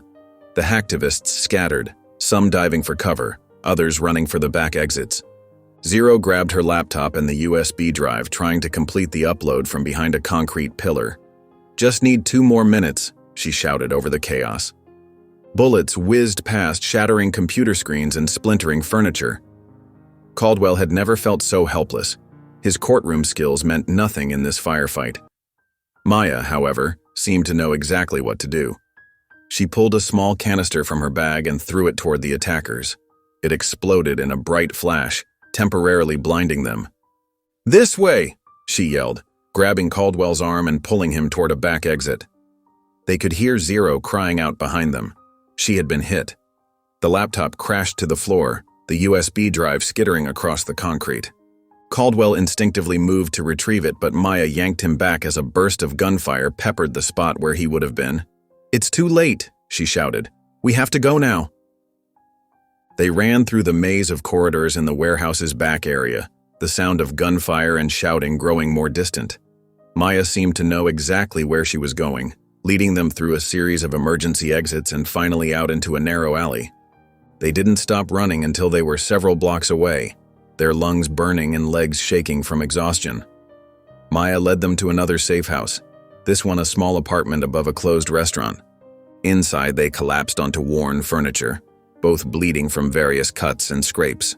Caldwell had a graze wound on his arm where a bullet had come too close. Maya's face was scratched from diving behind cover. The weight of their failure pressed down on them like a physical force. The USB drive was gone, probably already destroyed by their attackers. Their FBI contact was compromised. The hacktivists were either captured or scattered. "It's over, isn't it?" Caldwell asked, his voice heavy with defeat. He stared at his hands, remembering how close they had come to exposing everything. Maya looked at him, and despite everything they'd just been through, there was still fire in her eyes. She shook her head firmly. "Not yet. We still have 1 move left." The safe house was quiet except for their labored breathing and the occasional distant siren. Caldwell sat on a threadbare couch, pressing a cloth against the graze wound on his arm. The sting helped keep him focused, but his mind kept drifting back to their failure. The USB drive, their evidence, their chance to save Samira, all lost in that chaotic firefight. Maya paced the small room, her footsteps creating creaky protests from the old floorboards. Despite her own injuries, scratches across her face, and a nasty bruise forming on her shoulder, she refused to sit still. Her energy was nervous but not defeated. 3 days, Caldwell muttered, more to himself than to Maya. 3 days until they execute an innocent woman, and we have nothing to show for all this. He looked around the dingy apartment, peeling wallpaper, water stains on the ceiling, the smell of old takeout from the restaurant below. How had his life come to this? A week ago, he'd been a respected judge.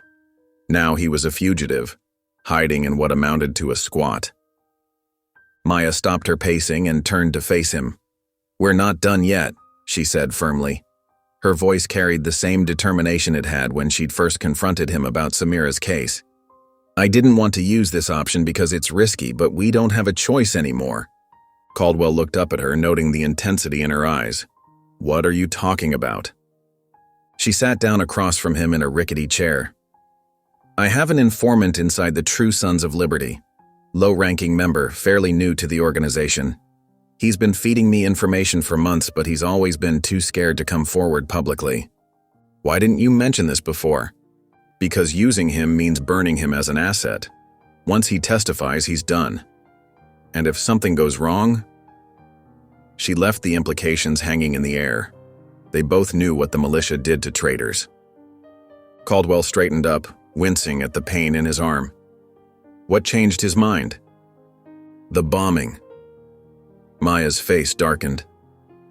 He joined thinking they were just some patriot group, but after they killed those people and framed Samira, he couldn't stomach it anymore. He's willing to testify about everything.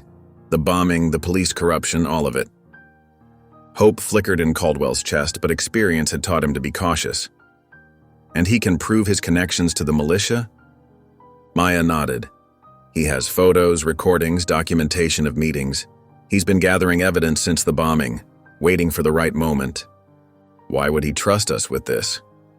He doesn't trust you, Maya said bluntly. But he trusts me. I've been building this relationship for months.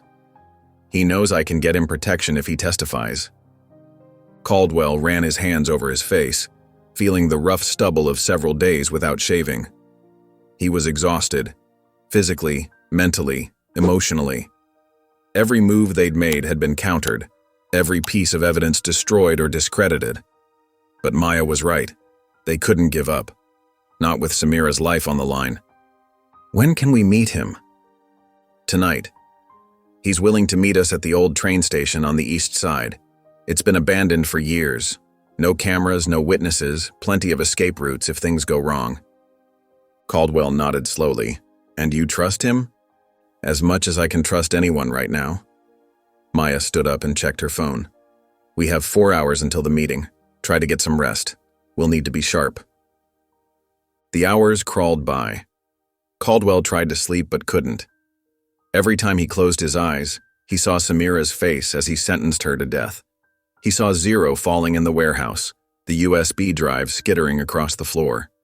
He saw all the times in his career when he'd looked the other way, telling himself he was just following the law.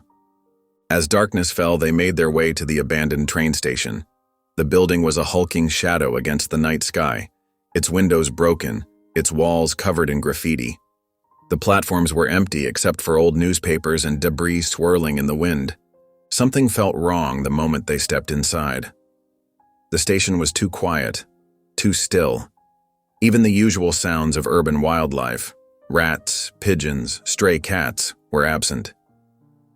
Maya sensed it too.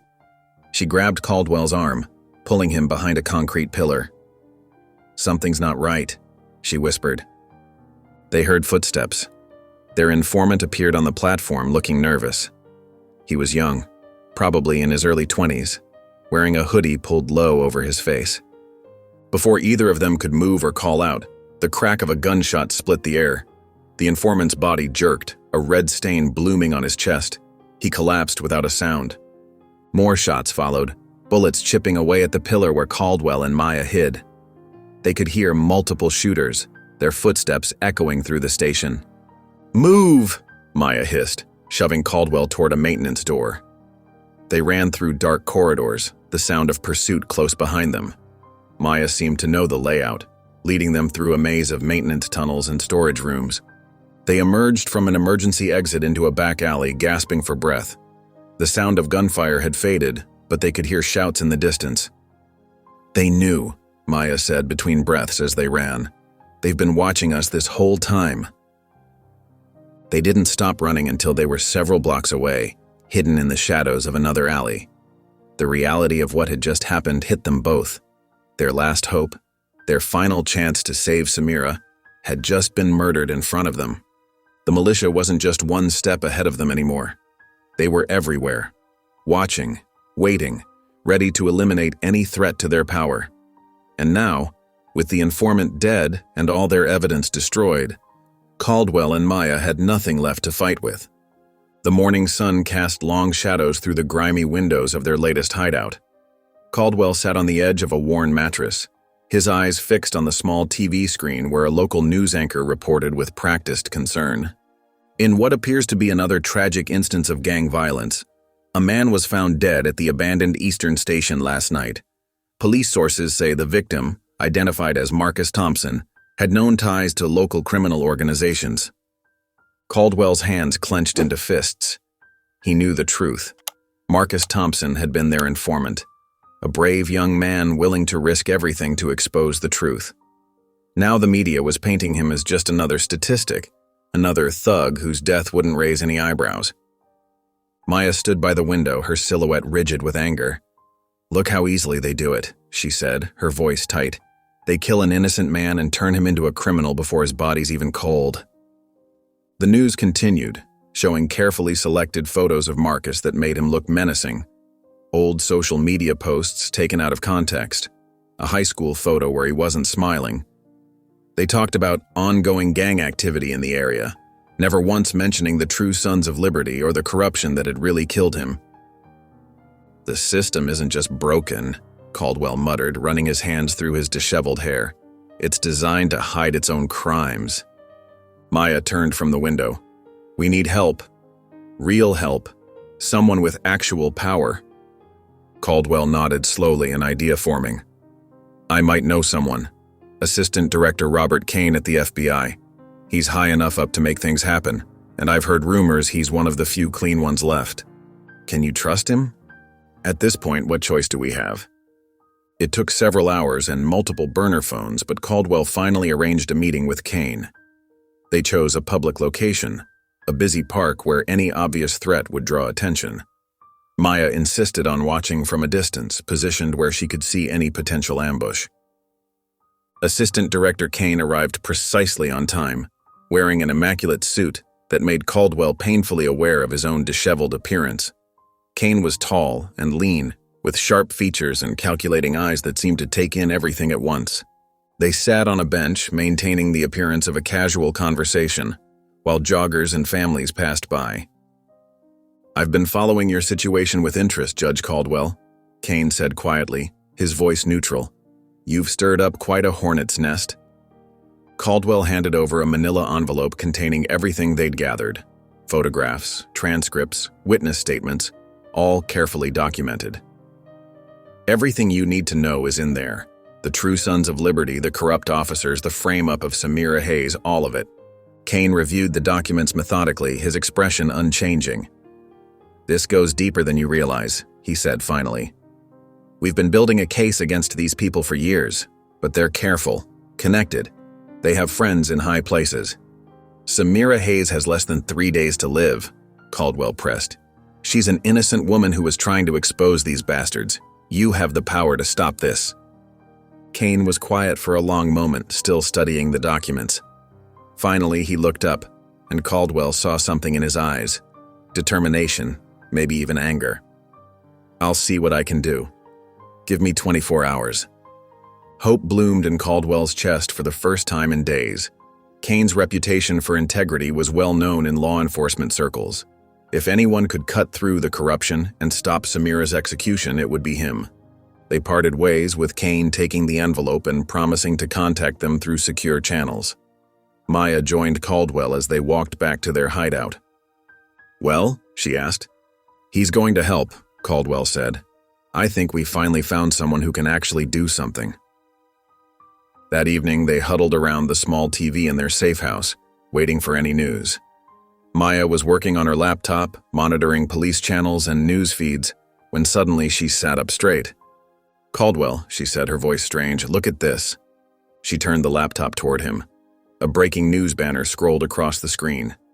FBI Assistant Director Robert Kane found dead in home. Authorities suspect suicide. Caldwell felt the room spin. The news anchor's voice seemed to come from very far away. In a shocking development, FBI Assistant Director Robert Kane was found dead in his home this evening from an apparent self-inflicted gunshot wound. Sources say Kane had been under investigation for potential misconduct, though details of that investigation have not been made public. No, Caldwell whispered. No. The news showed footage of Kane's house, now surrounded by police tape and emergency vehicles. The reporter continued. A note was found at the scene, though its contents have not been released. Colleagues expressed shock, saying Kane had shown no signs of depression. Maya burst into the room from where she'd been making calls. Her face was ashen. We're out of options, she said. We have to go public. Now. Caldwell couldn't tear his eyes from the screen, where they were already beginning to paint Kane as a troubled man who'd been hiding personal demons.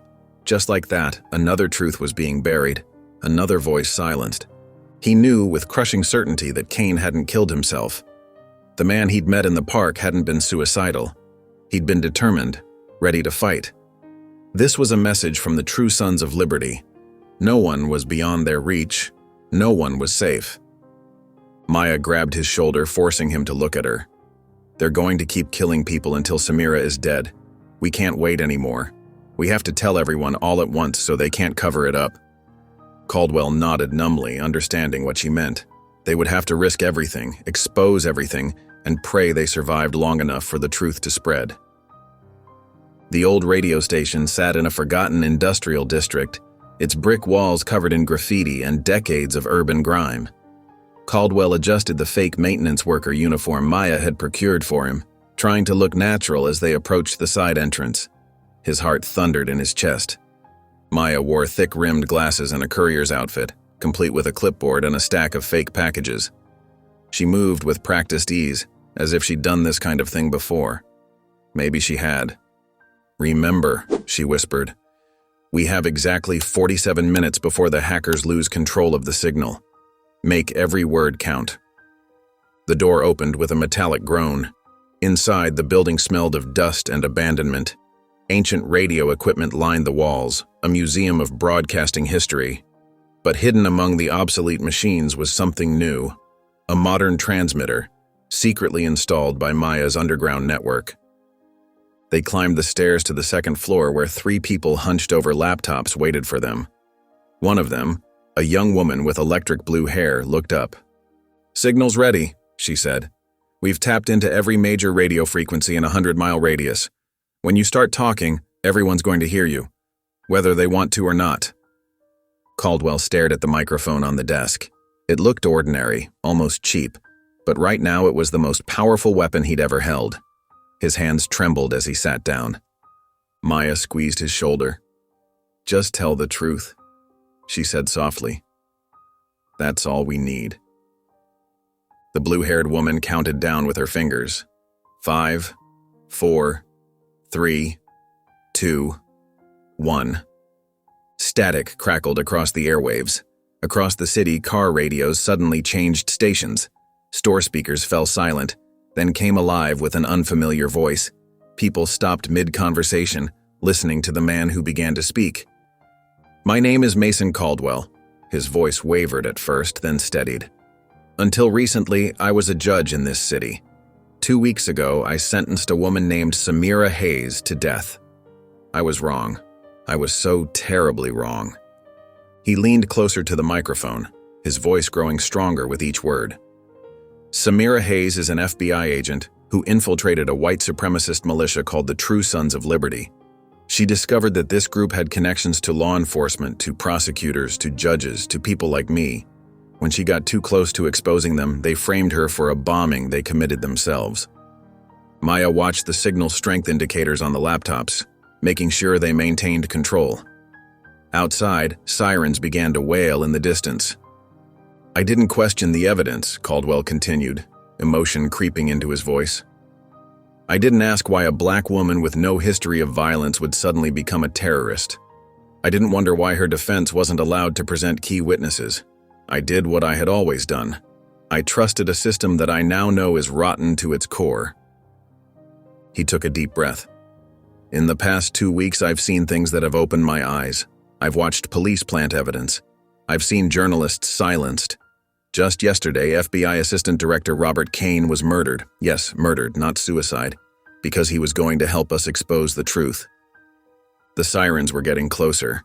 Maya signaled that they had 30 minutes left. "The True Sons of Liberty isn't just a militia. It's a cancer that has spread through our entire justice system. They have judges in their pocket. They have prosecutors who bury evidence. They have police officers who plant drugs on innocent people, and they kill anyone who threatens to expose them." Caldwell's voice grew more passionate, more urgent. "They killed Marcus Thompson, a brave young man who was willing to testify. They killed Robert Kane, a dedicated FBI official who wanted to help. They've tried to kill me and Maya Ellis, Samira's attorney, multiple times, but we're still here, and we're telling you the truth." Maya pointed to her watch. 20 minutes. "Samira Hayes is scheduled to die in less than 3 days. She is an innocent woman, a federal agent who risked everything to protect us from domestic terrorists, and now she's going to be executed to keep her quiet."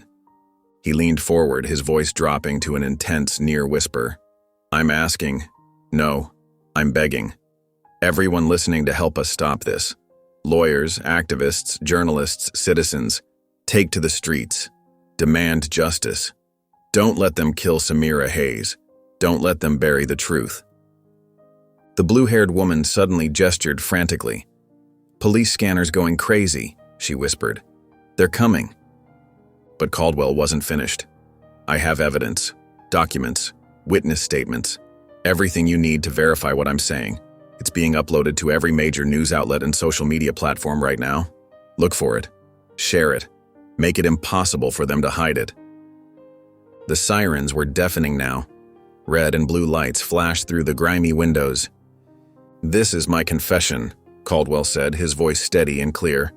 "I was part of this corrupt system. I sent innocent people to prison because I didn't want to see the truth. But I'm seeing it now, and I'm asking you to see it too.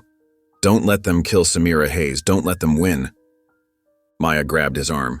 "We need to go now." Caldwell spoke his final words into the microphone. "The truth is out there now. What happens next is up to you." The blue-haired woman cut the signal as heavy footsteps thundered up the stairs. Maya pulled Caldwell toward a window that opened onto the fire escape. Behind them, the door burst open, voices shouting, "Police!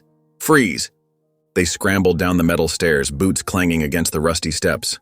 Gunshots rang out above them, bullets pinging off the railings, but they kept moving, dropping the last 10 feet to the alley below. Maya led them through a maze of back streets and abandoned lots, the sounds of pursuit gradually fading behind them. They didn't stop running until they reached a prearranged safe house, collapsing onto worn couches in an empty apartment. The message was out. The truth had been broadcast to millions. Now, as they caught their breath in the darkness, they could only hope that someone would listen. The morning sun filtered through dusty blinds in the safe house as Caldwell sat on a threadbare couch, his eyes fixed on the small television screen. The news coverage was unlike anything he'd ever seen. Masses of people filled the streets outside the state prison, their signs and banners creating a sea of protest against injustice. Breaking news: thousands gather outside Central State Prison following explosive revelations about death row inmate Samira Hayes, the anchor announced, her voice carrying a hint of excitement beneath her professional demeanor. The camera panned across the crowd. People of all races and backgrounds stood shoulder to shoulder, their voices united in chants of "Free Samira" and "Stop the execution." Some carried signs with Caldwell's own words from the broadcast. "The system is rotten to its core and justice for Samira Hayes." Maya sat beside him, her laptop open as she monitored social media. "It's everywhere," she said, scrolling through endless posts and shares.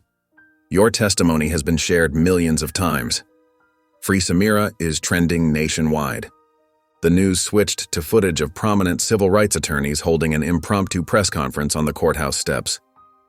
"We've filed emergency appeals with every court that will listen," a distinguished lawyer in a sharp suit declared.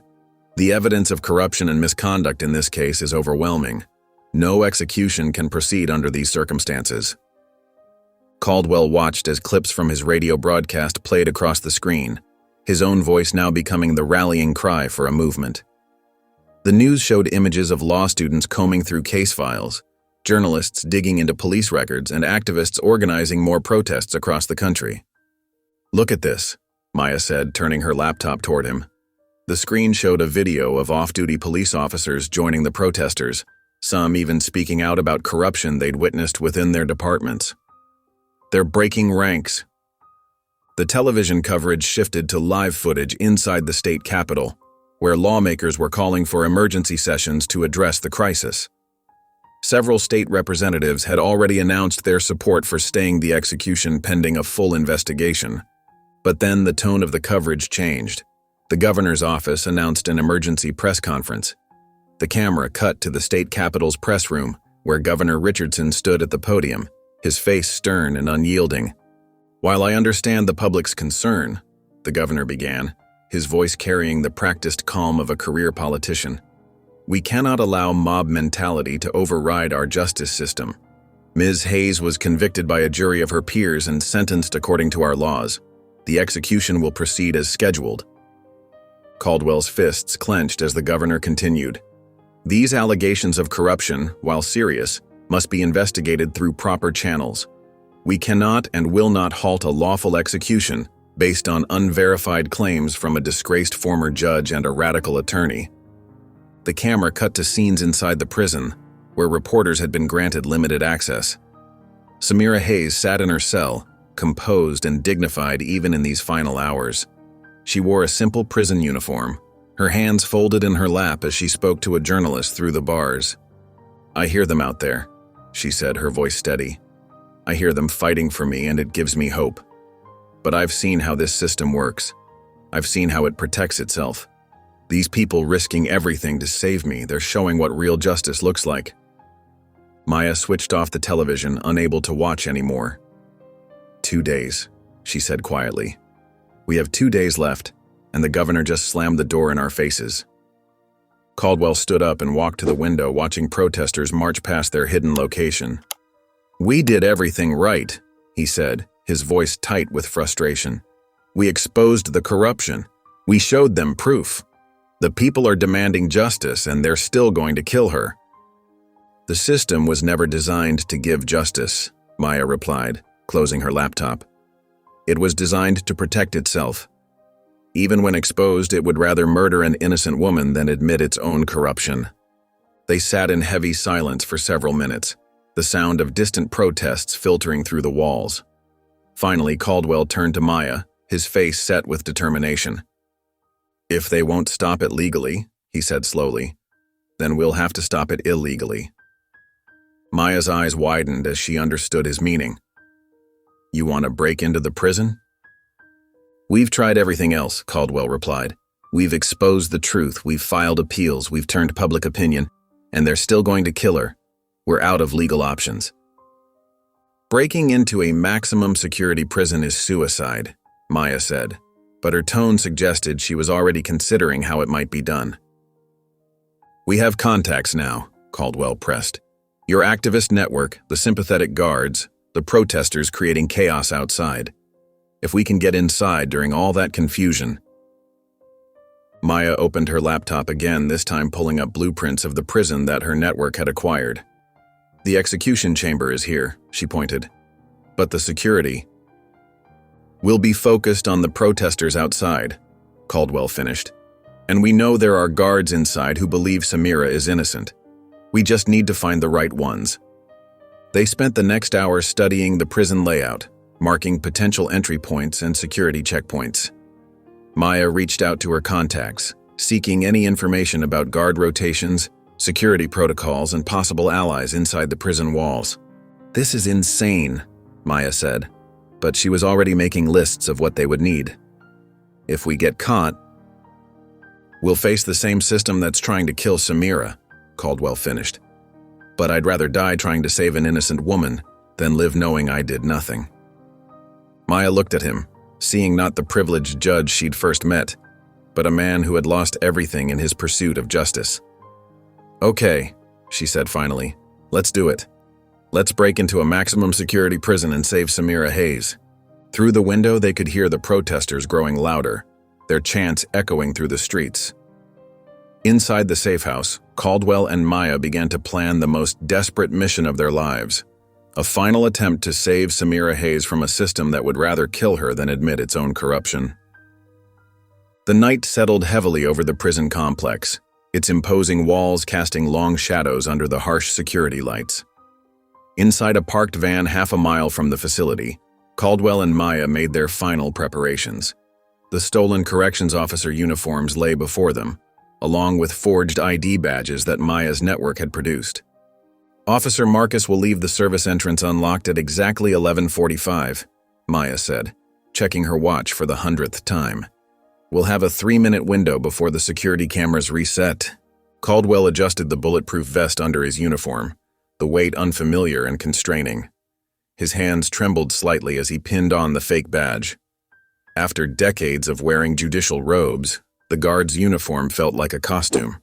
"Run through the route one more time," he insisted, spreading out the smuggled blueprint across the van's floor. Maya traced their path with her finger. "Service entrance takes us to the basement level. Up through the staff stairs to B block. Samira's cell is here." She tapped a small square on the paper.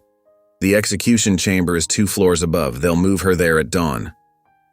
Outside, they could hear the growing roar of protesters.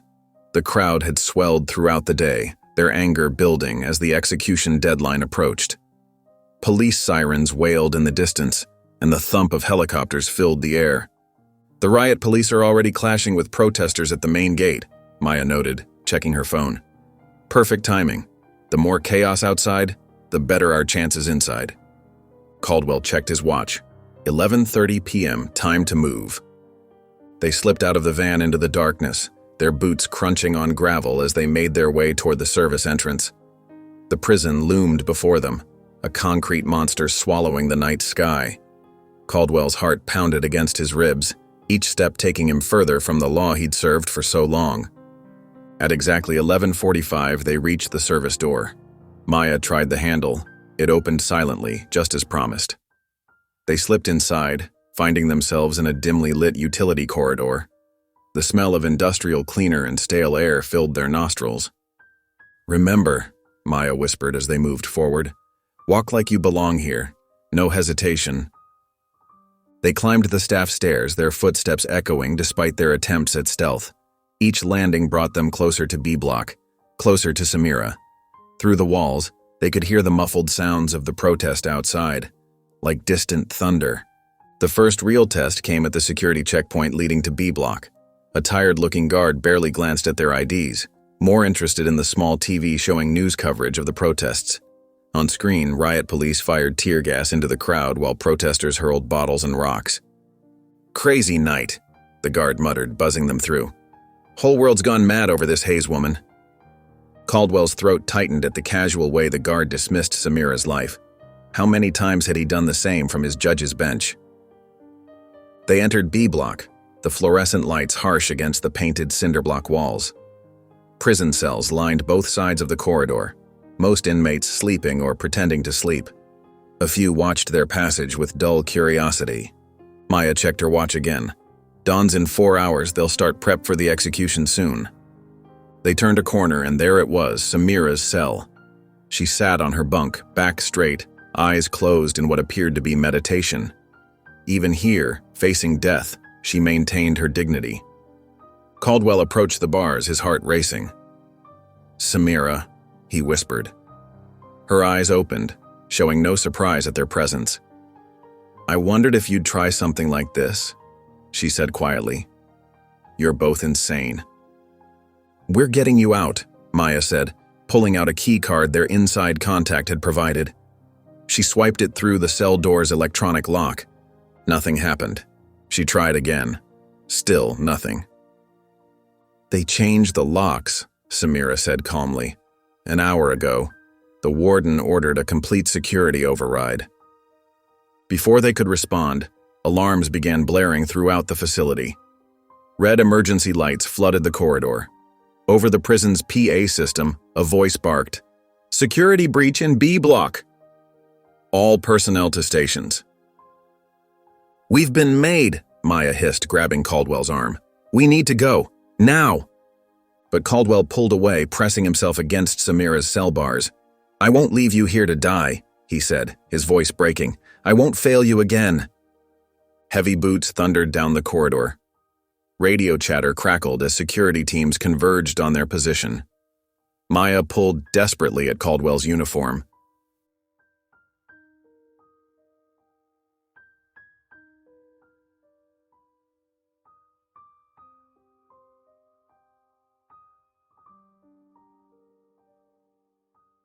"We're out of time," she shouted over the alarms. "They're coming." Through the bars, Samira reached out and gripped Caldwell's hand. "You already saved me," she said firmly. "You exposed the truth. You showed everyone what this system really is. Now go. Live to fight another day." The security team rounded the corner, weapons raised. "Hands up! On your knees!" Maya grabbed Caldwell again, but he remained frozen, his hand still clasped with Samira's. In that moment, all his years on the bench flashed before him. All the lives he'd judged without truly seeing. All the injustice he'd served in the name of law and order. "I won't let them kill you," he said to Samira, even as the guards closed in. "I won't let them—" Later, in the sterile confines of the execution chamber, Samira Hayes lay strapped to the cold metal table, her wrists and ankles secured with thick leather restraints. The harsh fluorescent lights cast an unforgiving glare across her face, but her expression remained composed, almost serene.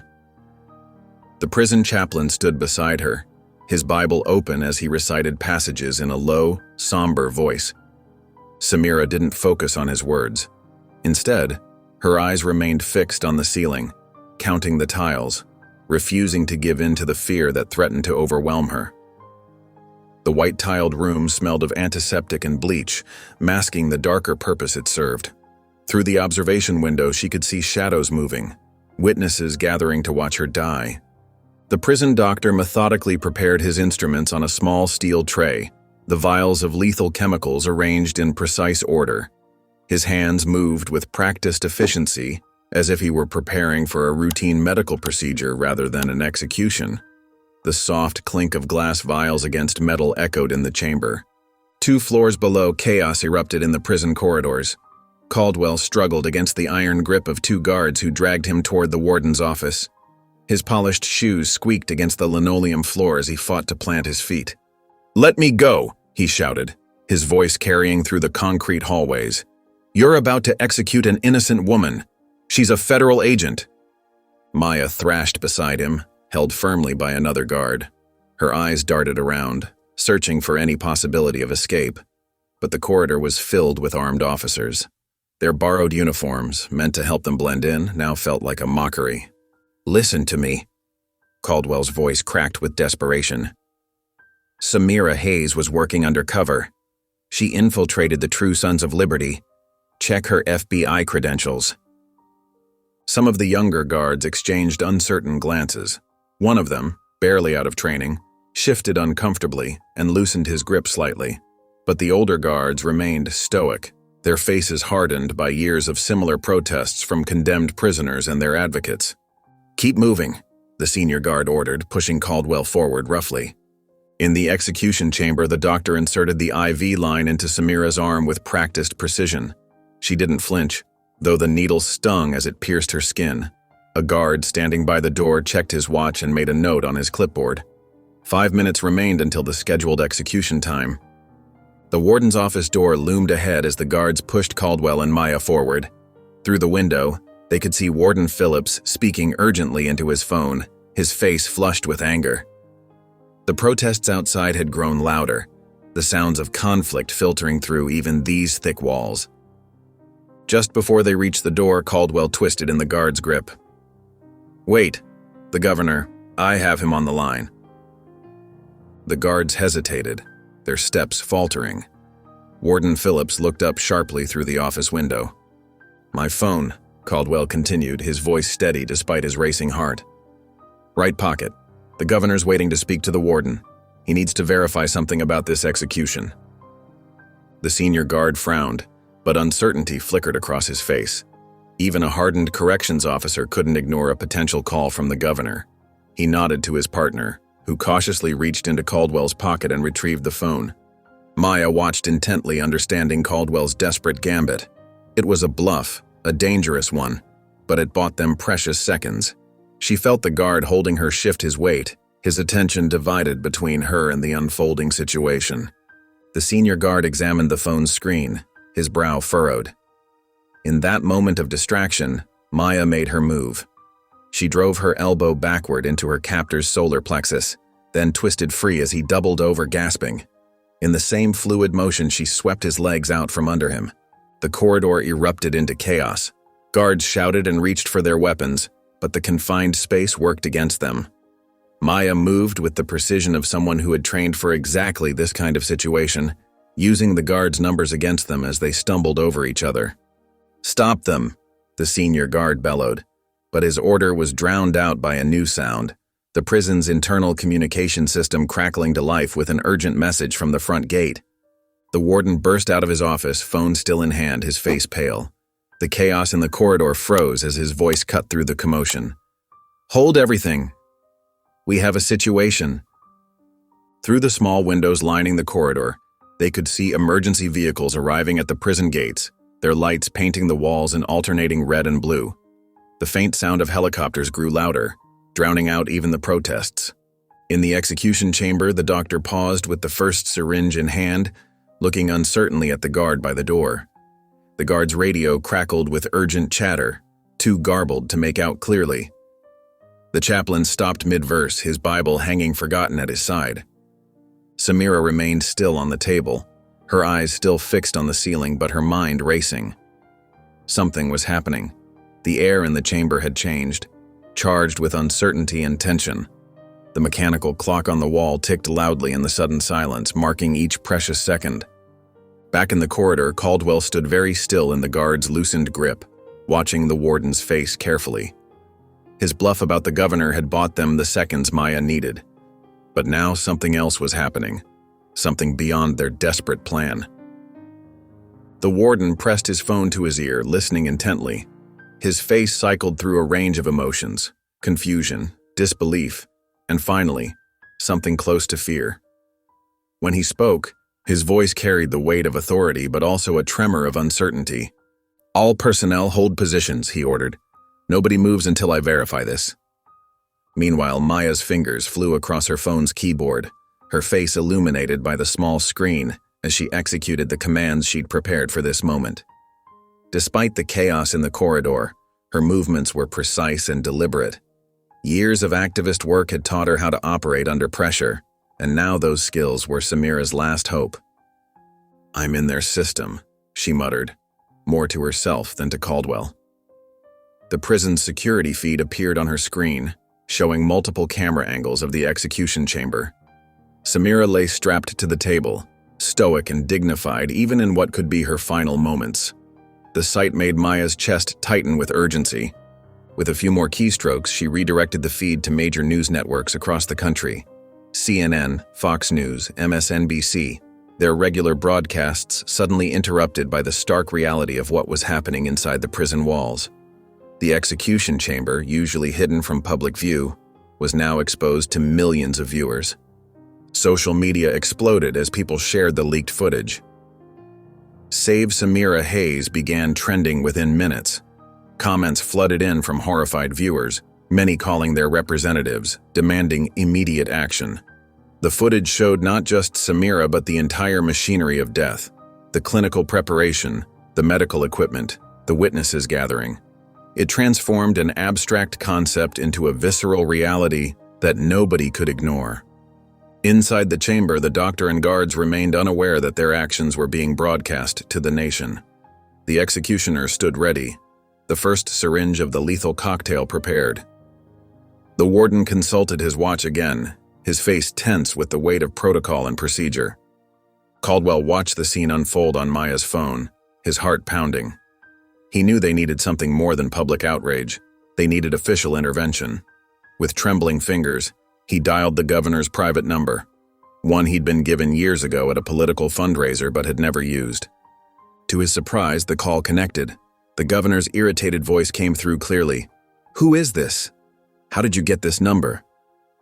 "Governor, this is Judge Mason Caldwell," he said, his voice steady despite his racing heart.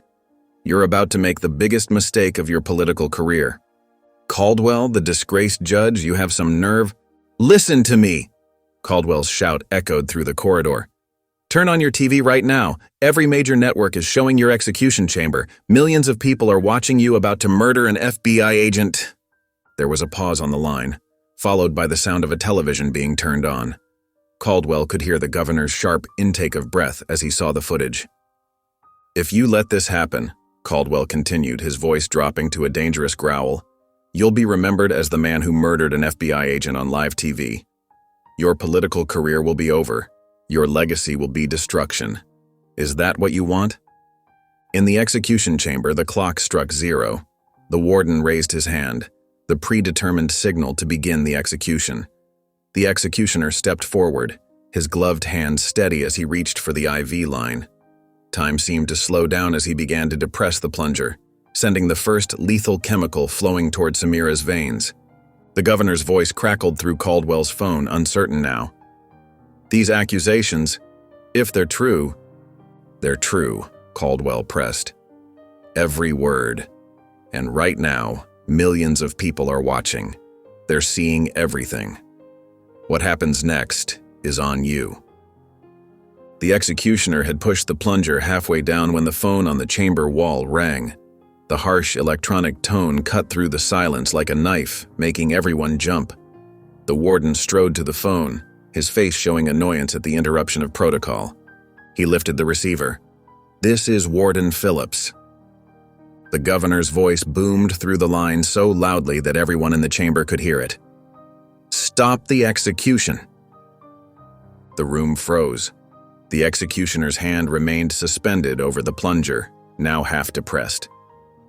The chaplain's prayer died in his throat.